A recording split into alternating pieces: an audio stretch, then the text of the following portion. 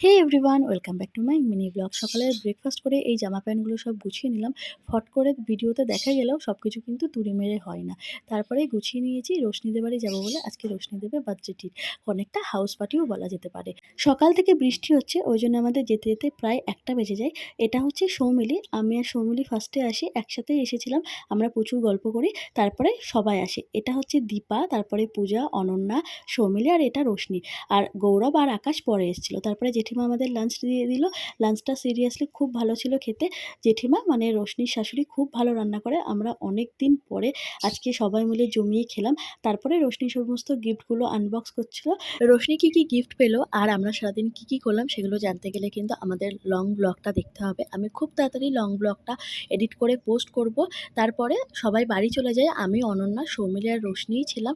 রোশনি আমাকে nail polish পরিয়ে দিল। তারপরে আমরা সবাই যে যার বাড়ি চলে আসলাম। আজকের ব্লগটা ভালো লাগলে লাইক করে দিও।